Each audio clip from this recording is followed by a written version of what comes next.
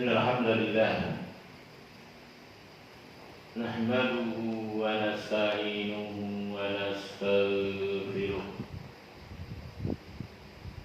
wa na'udzu billahi min shururi anfusina wa min sayyiati a'malina may yahdihillahu fala mudilla lahu wa man yudlil fala hadiya lahu asyhadu an la ilaha illallah wahdahu la syarika lah wa asyhadu anna Muhammadan abduhu wa rasuluh arsalahu bil huda wa dinil haqq liyuzhirahu ala dini kullihi wa kafa billahi shahida wa ballagha risalah wa addal amanah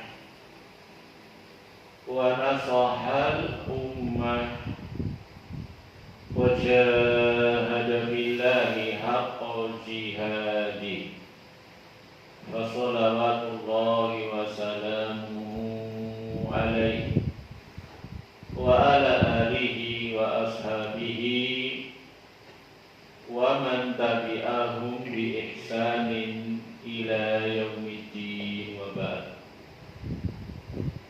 Masyaallah muslimin rahimani wa rahimakumullah, ikhwani wa akhwati fillah, a'azani Allah wa iyyakum jami'an.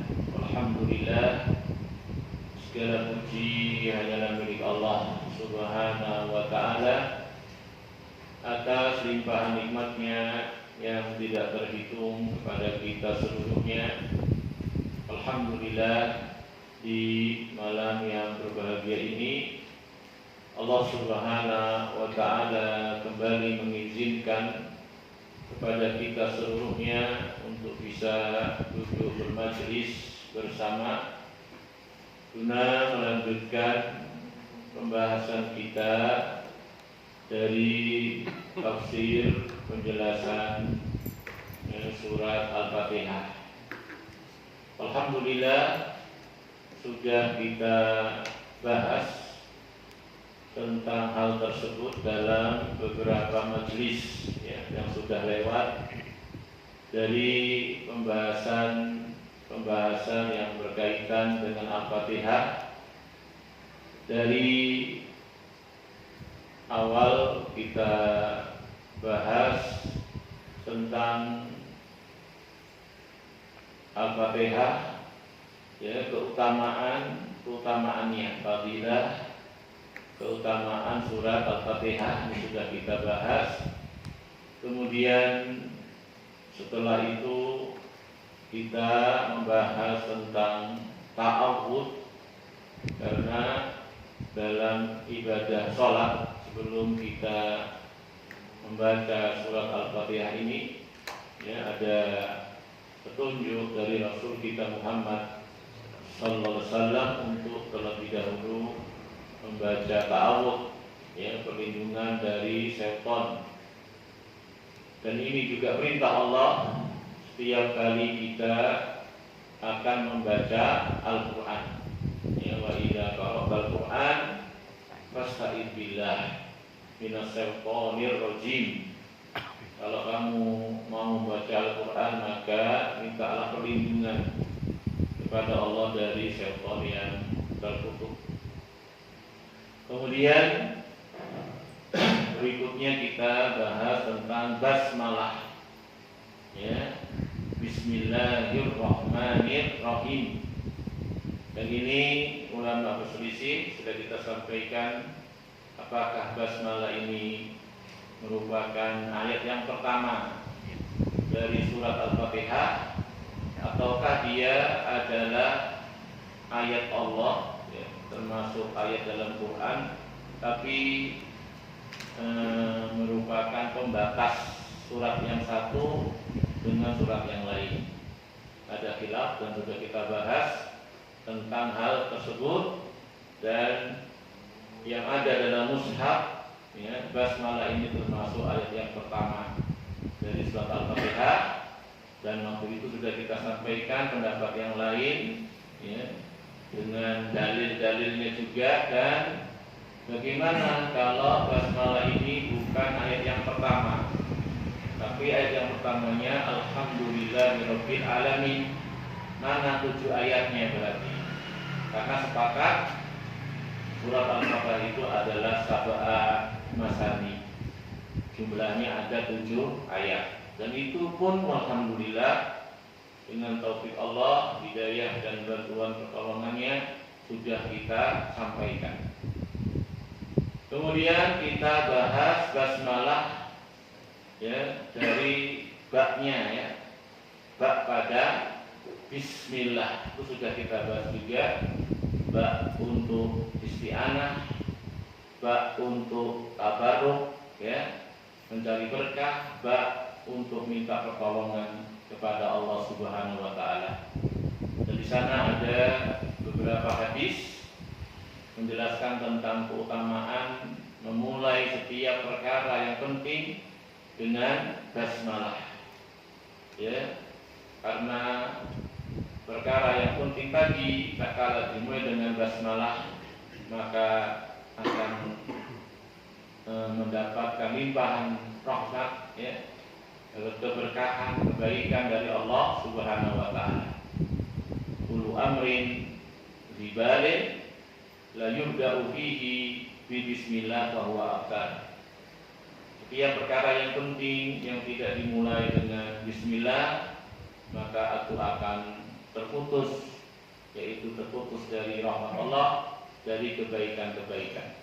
Hadis yang semisal ini sangat banyak, tapi ulama berselisih tentang derajatnya, ya, karena kebanyakan riwayat-riwayatnya adalah hadis-hadis yang lemah, hadis-hadis yang bahkan sebagian sangat lemah.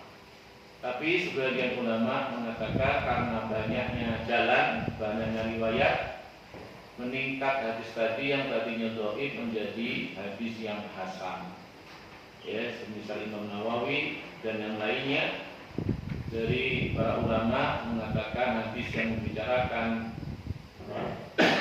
tentang memulai perkara yang penting dengan basmalah, hadisnya hasan, bisa dijadikan hujjah, bisa dijadikan dalil. Ya.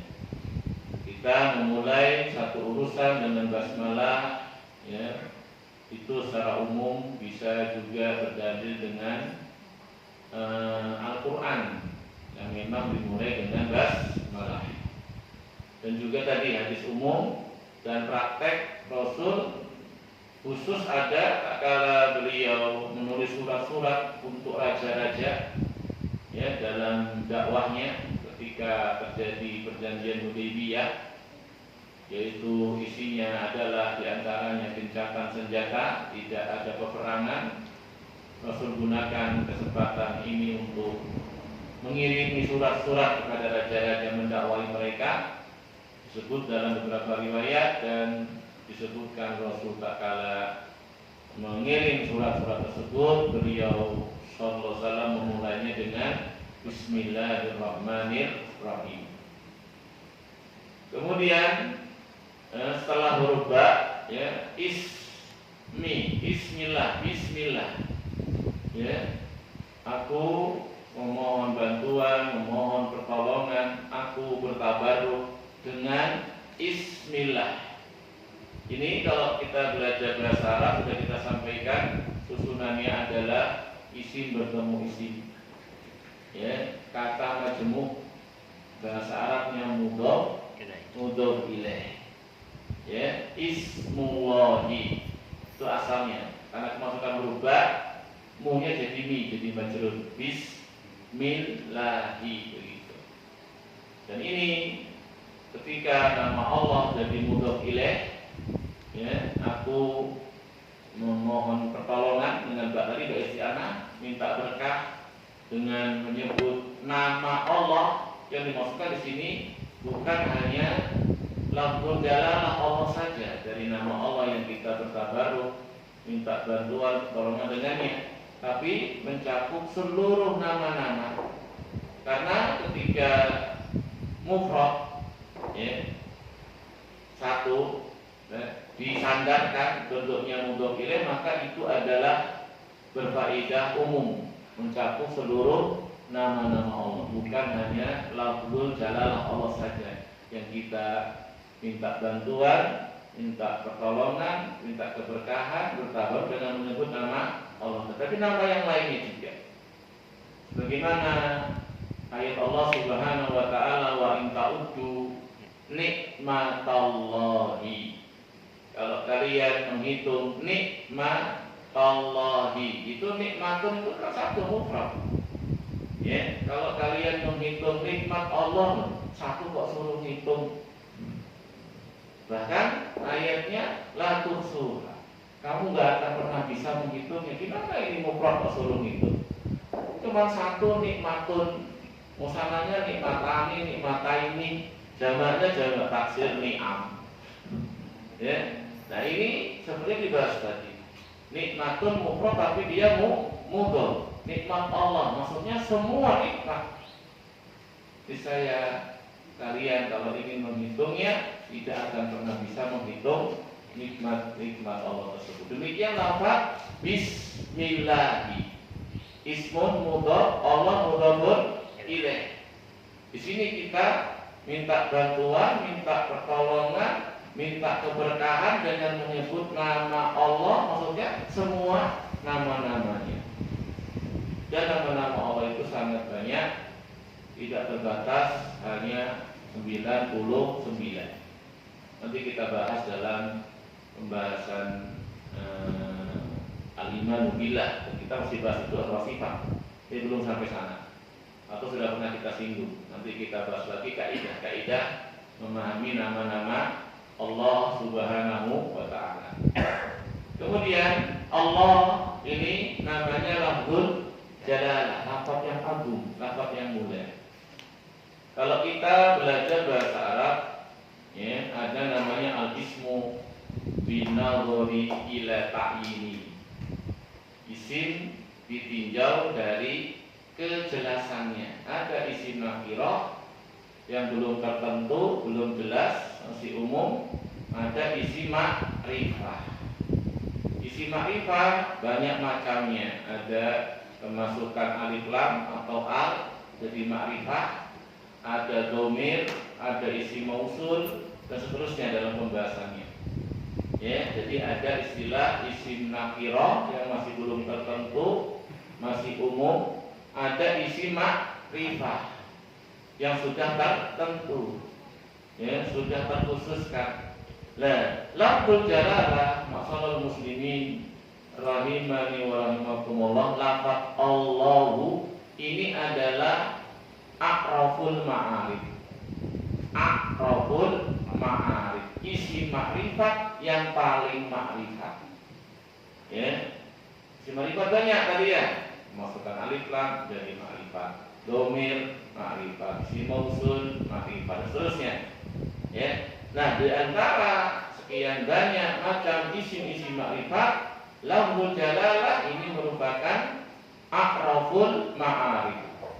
Isi ma'rifat yang paling ma'rifat. Mengapa? Karena ketika disebut lafaz ini Allahu, benak ini, pikiran ini gak menuju kemana-mana. Tapi apa? Cuma satu, yaitu Rabbul Alamin. Makanya dia paling ma'rifat.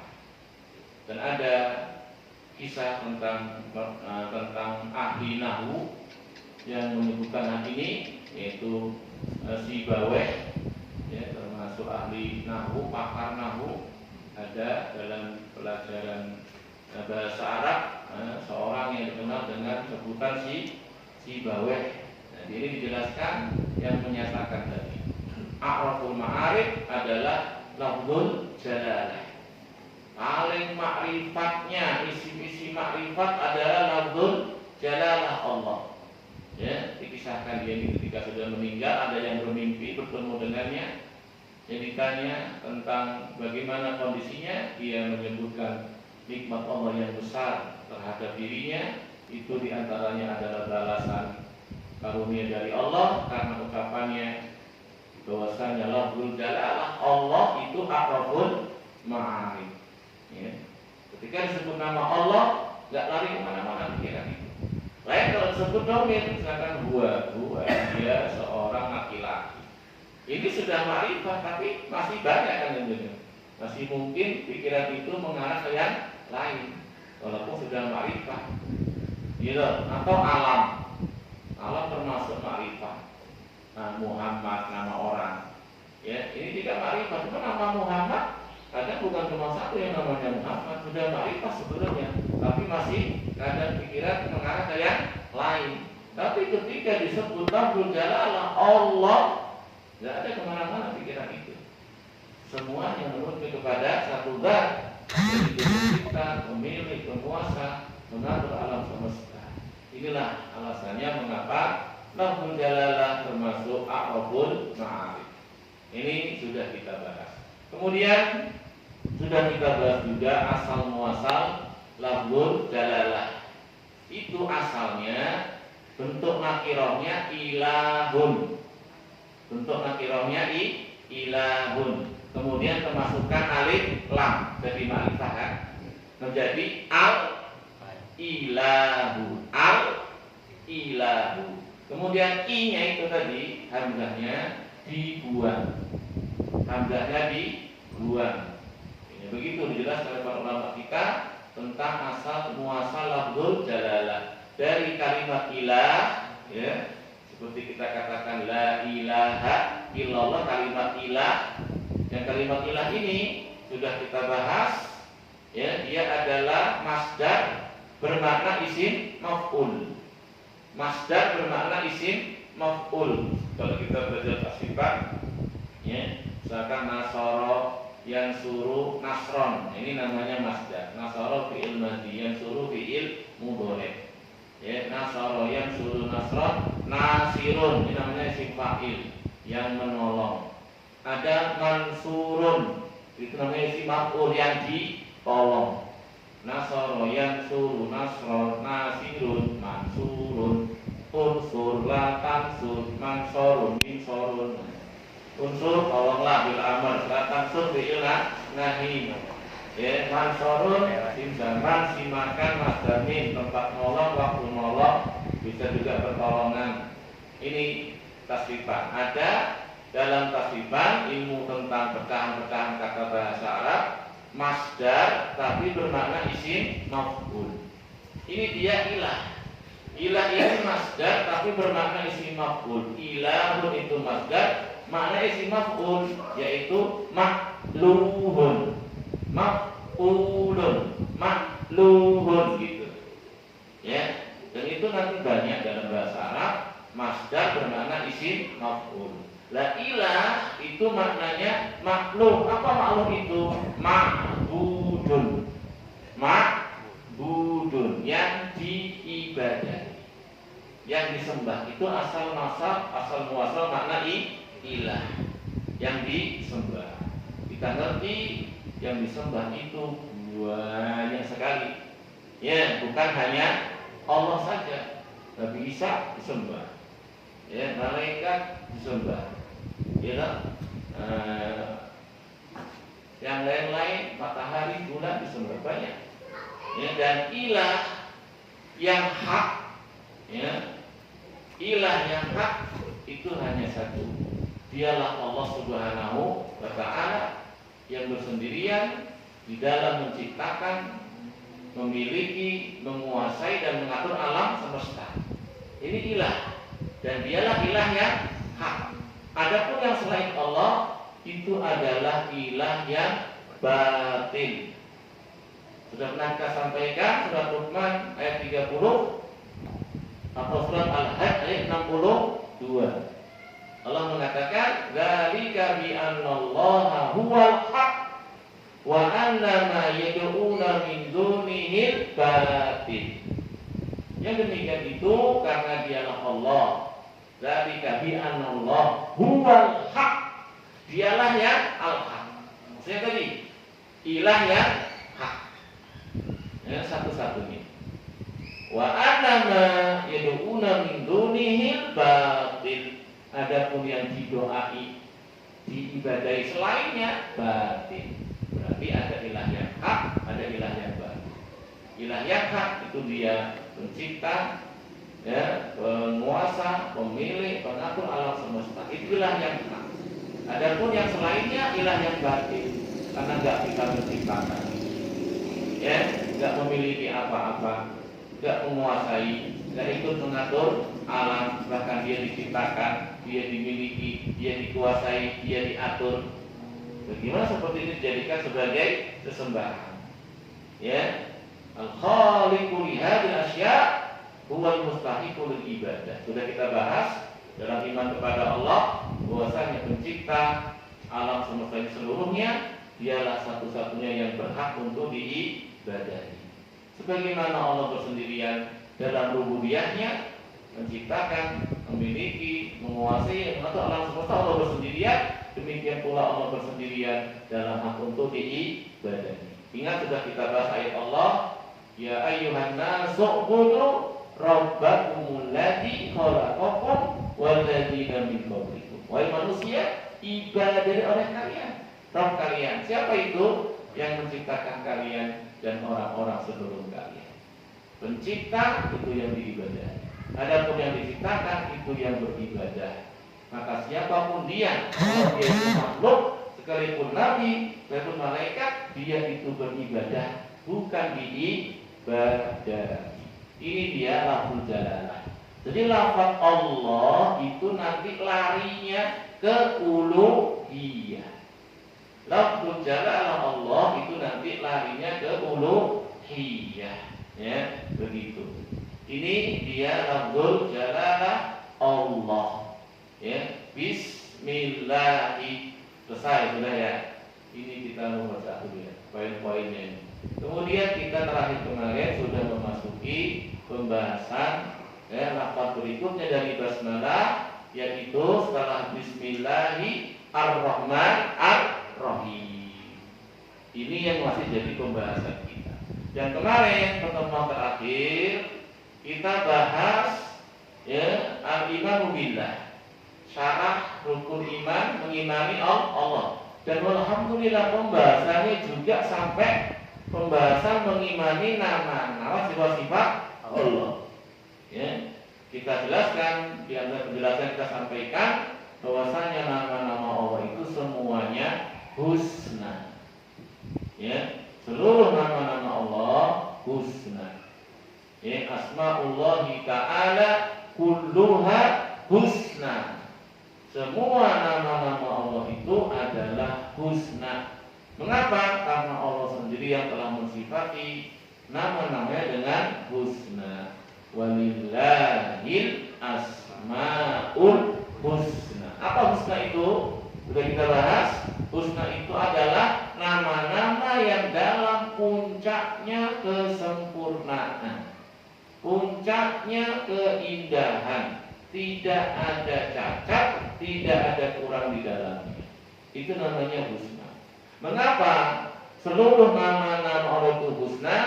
Karena tiap-tiap nama Allah itu pasti mengandung sifat.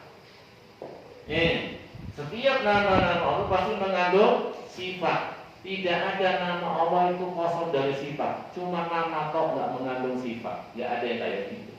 Sudah kita jelaskan berulang-ulang, beda dengan nama-nama kita. Kalau nama-nama makhluk itu ya, seringnya cuma nama kok. Ya, namanya aja yang bagus, tapi sifatnya belum tentu seperti namanya itu. Tapi kalau Allah nggak kayak gitu. Nama-nama Allah semuanya husna, pasti terkandung di dalamnya sifat yang sempurna. Karena sudah kita contohkan nama Allah Al-Alim, ya, bagaimana Al-Alim yang maha berilmu. Ya, kita gali, kita jelaskan betapa luasnya ilmu Allah Subhanahu wa taala. Silakan di murajaah masa kemarin. Kita contohkan juga kemarin As-Sami, ya, As-Sami. Allah Maha mendengar. Berarti Allah punya sifat mendengar. Mendengarnya Allah sempurna. Dalam puncaknya kesempurnaan, tidak ada cacat, Kemarin kita contohkan ayat Allah Subhanahu wa taala, "Qad sami'allahu qawlan lati tujadiluka fi zawjiha wa tastaki ila Allah wallahu huwas sami'un basir." Ya, di situ disebut As-Sami. Kisah apa ini? Kisah seorang wanita. Dalam asbabun nuzulnya, seorang wanita yang dilihat tok ada titiknya, dilihat oleh suaminya. Jadi ribut suami istri, biasa ya, kita ngobrol-ngobrol, tadinya ngobrol sampai tahu ya, akhirnya ribut sampai suaminya marah, mungkin dibantah, ya, akhirnya dia takut. Sudah dia pergi, sebelum pergi dia mengatakan, punggungmu kepada istrinya seperti punggung ibu. Sudah dia pergi. Itu kalimat jihad namanya. Jihad itu dhoh, hak besar sama roh, artinya punggung. Dhohrun, maka namanya jihad.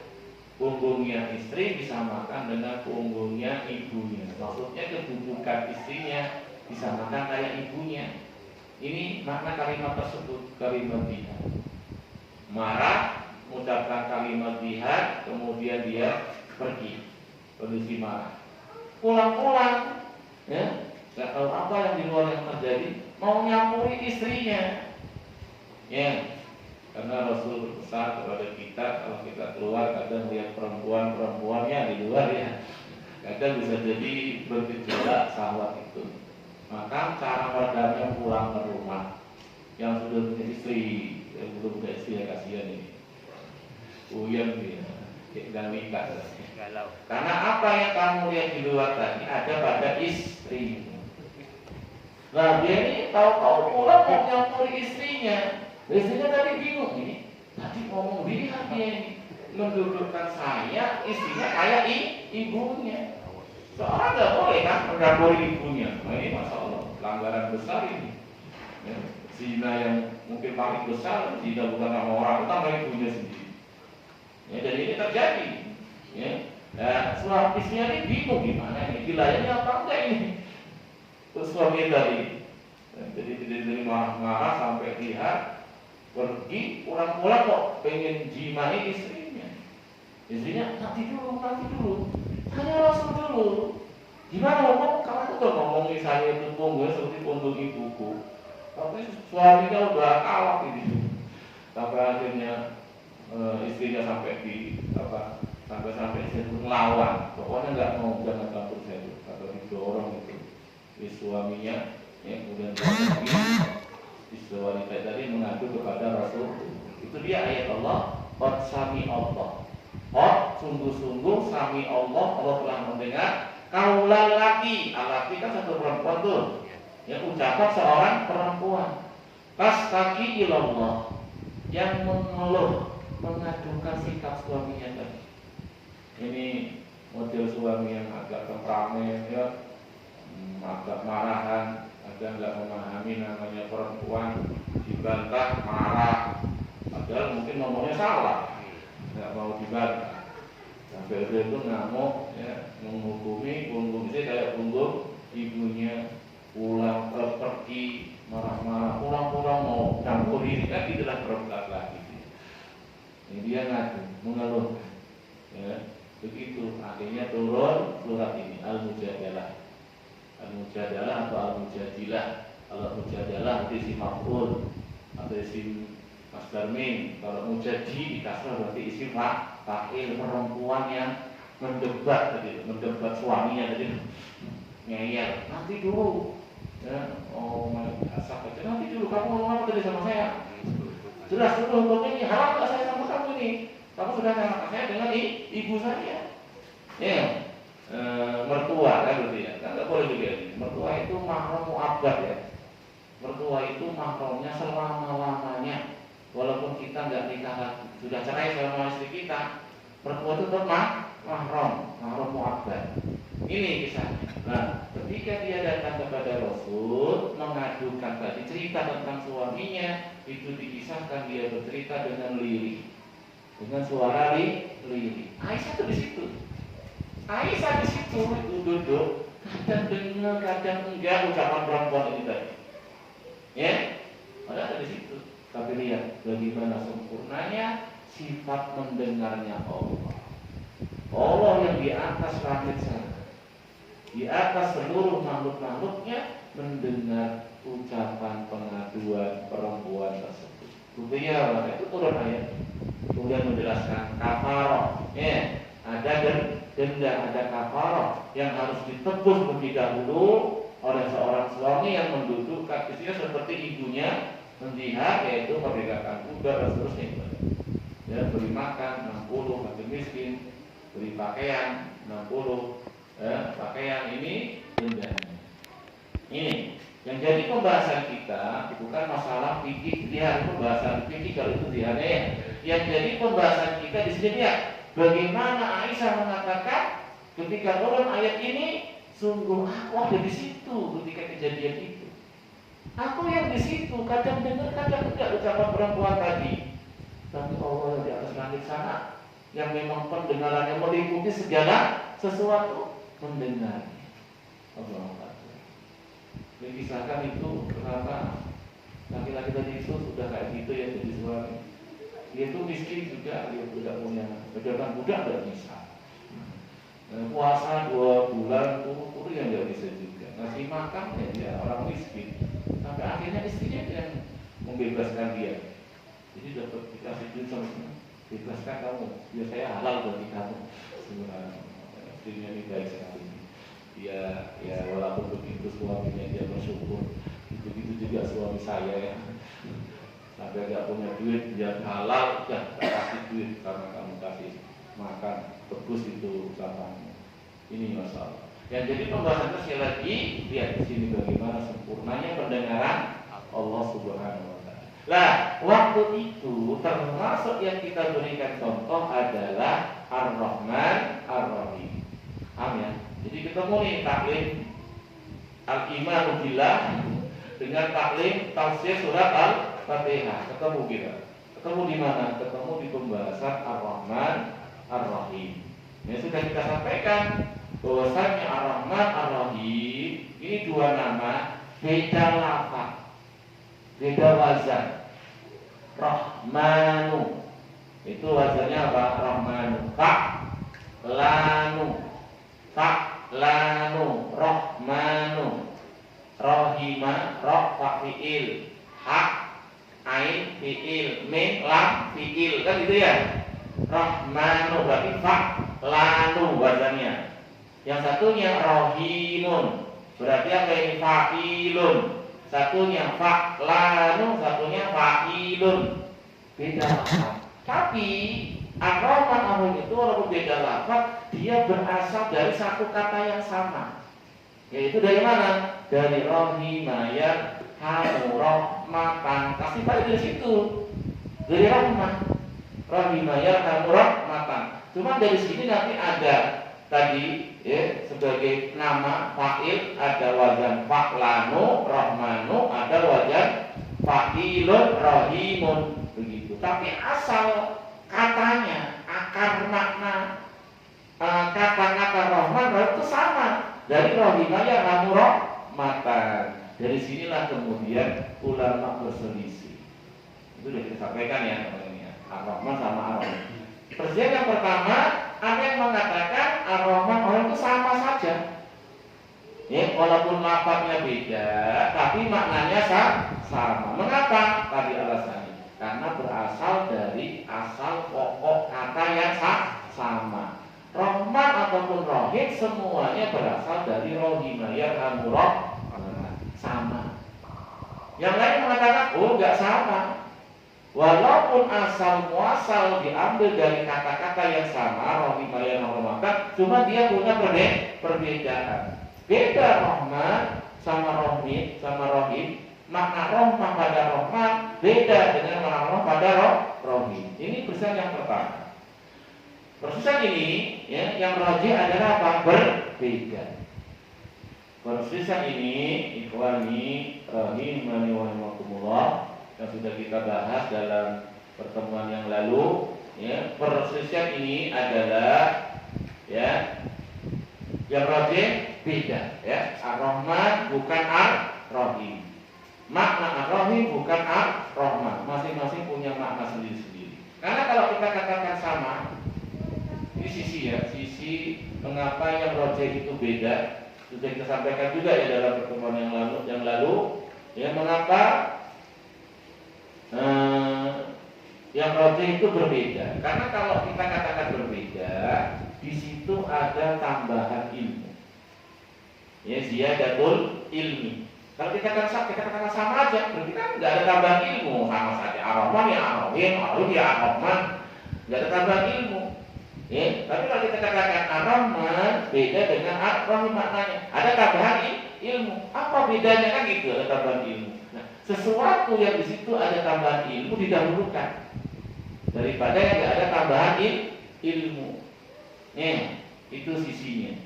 Ya, makanya kalau ada hilaf-hilaf perselisihan tentang misalkan lafaz-lafaz, ada yang mengatakan sama saja, ada yang mengatakan beda, itu di antara sisi cara merujukkannya pilih yang beda. Kenapa beda? Karena ada tambahan ilmu.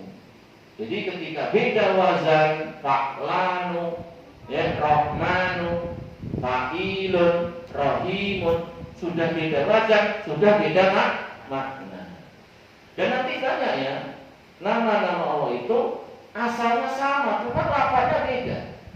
Kita baca dalam Quran ada Ghafurun, ada Ghafarun. Nah, apa bedanya Ghafurun sama Ghafarun? Padahal tasrifnya sama-sama. Ghafaro yaghfiru ghufranan, ghafirun maghfurun. Kan gitu, ighfir la taghfir. Sama dari Ghafaro yaghfiru ghufranan. Tapi ada Ghafarun, ada Ghafurun. Ghafarun itu siyagul mubalaghah. Menunjukkan arti sangat pengampun, sangat pengampun, sangat mengampuni dosa-dosa. Kalau Ghafur nggak menunjukkan arti sangat, cuma menunjukkan arti terus menerus, bersifat dengan sifat pengampun. Nanti itu ada makna yang berbeda. Kadang orang itu ada sekali dosa. Ada orang itu dosanya banyak tapi kecil-kecil. Yang mungkin dosa yang besar ini butuhnya Ghafar, kan gitu ya. Yang dosa kecil tapi terus menerus nanti butuhnya Ghafur. Nah itu kan ada perbedaan. Ada perbedaan. Demikian pula ada Ar-Rahman, ada Ar-Rahim. Walaupun dua-duanya sama-sama dari Rahimah yarhamu rahmaka, cuma menunjukkan perbedaan. Itu yang kita pilih, ada perbedaannya. Nah, kita beranjak lagi. Ya, ini yang rojih sekarang berbeda. Bedanya gimana? Ini hilaf lagi ulama. Ya, hilaf lagi. Kemarin sudah kita sampaikan pendapat yang pertama, ada yang membedakannya kalau Rahman itu luas. Rahmat yang luas. Semuanya dapat rahmatnya Allah tanpa melihat dia itu mukmin atau kafir. Tanpa melihat itu yang dapat rahmat dicintai atau tidak dicintai oleh Allah. Semuanya dapat bagian rahmat Allah. Sekalipun kafir, sekalipun musyrik, sekalipun ahli maksiat. Nah, inilah ar-Rahman. Adapun ar-Rahim itu nanti rahmat yang khusus untuk orang-orang yang beriman. Ini yang kemarin sudah kita sampaikan. Ya, mereka berhujjah. Mereka beralasan dengan apa? Beralasan dengan firman Allah surat Al-Ahzab ayat 43. Allah mengatakan wa kana bil mu'minina rahima. Wa kana bil mu'minina rahima, bukan rahmana. Di sini disebutkan apa? Bil mu'minin wa kana, dan adalah Allah itu bil mu'minin terhadap orang-orang yang beriman rahimah. Berarti rahim itu khusus untuk beriman. Kalau rahmat umum, yang beriman, yang gak beriman, yang dicintai, gak dicintai, walinya Allah, walinya setan, semua dapat rahmat. Dapat gak orang kafir rahmat Allah? Dapat itu. Makan juga enak-enak makannya. Minum juga macam-macam. Padahal di sini nggak satu, mobilnya nggak satu, rumahnya nggak satu, betul. Ini rahmat, rahmat yang umum yang Allah berikan kepada seluruh manusia. tanpa memandang beriman atau tidak beriman. Itulah Rahman. Adapun Rahim itu rahmatnya khusus untuk orang-orang yang. Ini satu pendapat. Ya. Cuma pendapat ini yang kemarin kita bahas lemah. Pendapat ini lemah. Mengapa lemah? Mengapa lemah? Sikapnya ini kemarin terakhir pembahasan kita.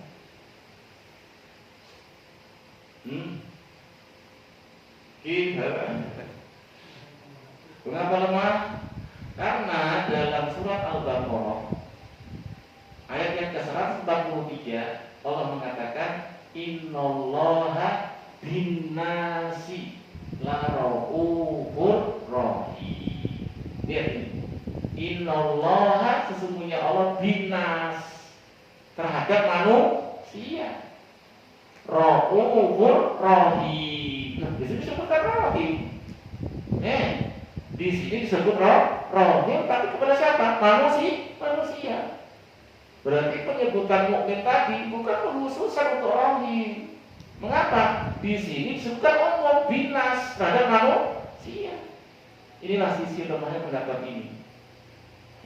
Ketika mereka mengatakan rahim itu khusus untuk yang beriman, terbantah dengan surat Al-Baqarah ayat 143. Mengapa? Di situ dikatakan innallaha binnasi laraufur rahim. Adalah Allah terhadap manusia. Allah di situ. Bukan mukmin. Raufur rahim. Terus yang betul yang mana ini? Nah, ini yang akan kita lanjutkan taklimnya. Dan itu masih murojaah. Murojaah apa? Jangan masalah. Taklim itu paham. Dicari paham. Ngapain habis kitabnya selesai hafal? Gak ada yang mudah. Untuk sia-sia duduknya berarti gak ada faedah. Sedikit tapi dipahami dengan baik. Lebih lagi dari itu diamalkan. Itu baru ilmu yang bermanfaat. Gak ada faedah betul-betul selesai hafal. Pelajaran ini, pelajaran itu, kitab ini, kitab itu, tapi nggak ada yang nyantol. Ini kurang berfaedah. Taklim harus terarah. Jangan taklim tapi nggak terarah, nggak jelas ini mau kemana ini. Pembahasannya tomo sana, tomo sini, sudah selesai. Jadi terurut, ada urutannya. Makanya kita urutkan. Pembahasan paling dasar akidah dan rukun iman. Mulai dari iman kepada Allah, nanti kita paham, kita nggak selesai itu. Allah sampai kapan? Ini pembahasan tafsir. Kita mulai dari Al-Fatihah, rukunnya sholat. Yang lainnya sudah bagus juga, penting juga, cuma bukan rukunnya sholat. Kita mulai dari yang paling penting ke yang penting berikutnya. Baik, masalah muslimin rahimani wa rahimakumullah. Pendapat yang kedua, ini lanjutannya ya. Bahwasanya Ar-Rahman itu beda dengan Ar-Rahim. Kalau Ar-Rahman itu ditinjau dari sisi Allah bersifat dengannya sejak zaman dahulu, azali, sejak azali. Ar-Rahman itu nanti maknanya rahmat yang luas, yang Allah bersifat dengannya sejak adanya Allah.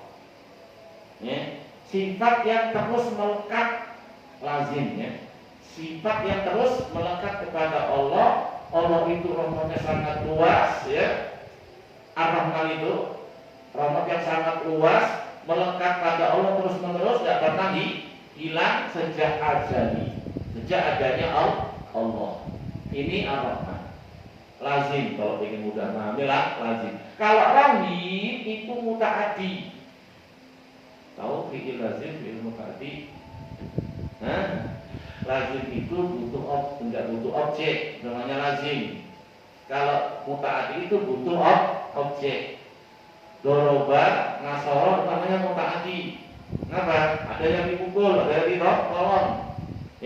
Tapi kalau dhahaba, pergi, ini kan lazim, tidak butuh objek.